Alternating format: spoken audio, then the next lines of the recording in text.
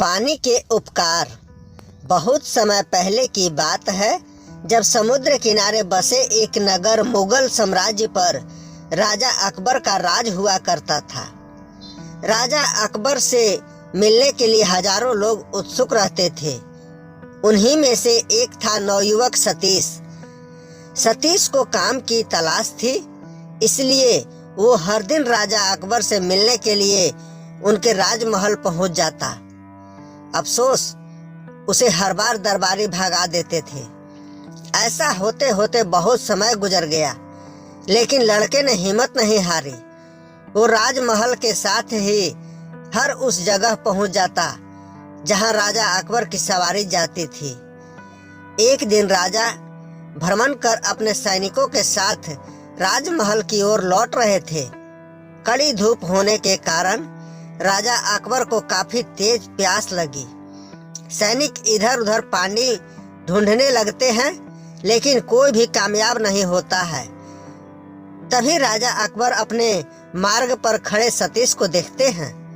नवयुवक को देख राजा अकबर पूछते हैं, क्या तुम्हारे पास पानी है? नमस्कार दोस्तों, आज की कहानी बहुत शिक्षाप्रद है।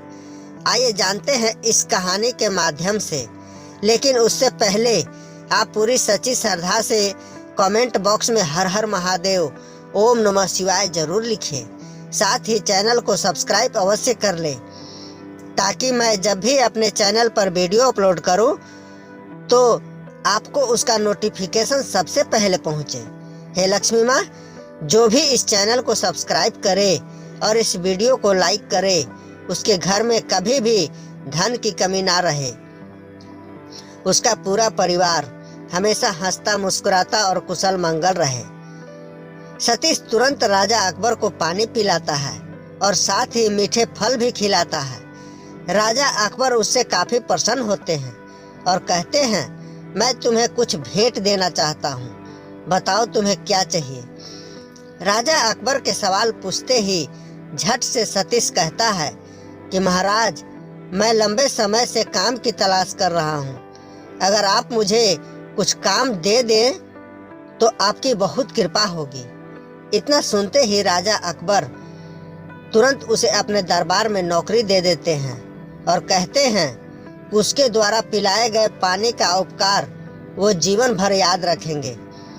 वक्त बीतता गया और अपनी प्रतिभा की वजह से नवयुवक सतीश राजा अकबर का बहुत करीबी बन गया।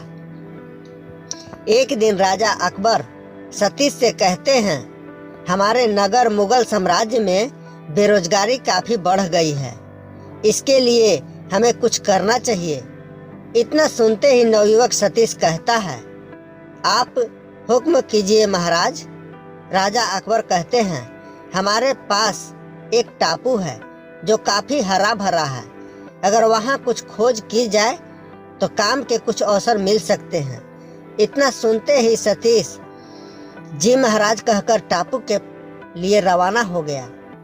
समुद्र के रास्ते टापू के पास पहुंचते ही सतीश को पानी में तैरता हुआ एक झंडा नजर आता है। झंडे को देखते ही वो हिम्मत जुटाकर पानी में कूदता है। पानी में कूदते ही नवयुवक सतीश टापू की राजकुमारी के पास पहुंच जाता है, जहां वो अपनी सहेलियों और सेविकाओं के साथ गाना गा रही होती है। राजकुमारी को नवयुवक सतीश अपना परिचय देता है। कुछ देर बातचीत करने के बाद राजकुमारी सतीश को भोजन का निमंत्रण देती है और खाना खाने से पहले पास के ही एक तालाब में स्नान करने का आग्रह करती है। जैसे ही सतीश तालाब में नहाने के लिए उतरता है, वो मुगल साम्राज्य महल की सभा में पहुंच जाता है। एकदम सभा में सतीश को देख राजा अकबर चकित हो जाते हैं। वह उससे पूछते हैं, अरे तुम यहाँ कैसे? सतीश राजा अकबर को पूरी घटना के बारे में बताता है। सारी बातें जानने के बाद राजा अकबर भी उस टापू में जाने का फैसला लेते हैं। वहां पहुंचकर राजा अकबर उस टापू पर जीत हासिल कर लेते हैं। ऐसा होते ही राजा अकबर को राजकुमारी उस टापू का राजा घोषित कर देती है। राजा अकबर टापू को जीतने की खुशी में वहां की पूर्व राजकुमारी और सतीश की शादी करवा देते हैं। इस तरह राजा अकबर सतीश के पानी के उपकार को चुकाते हैं। दोस्तों, कैसी लगी आपको ज्ञान और मनोरंजन से भरी कहानी? कमेंट करके जरूर बताइएगा।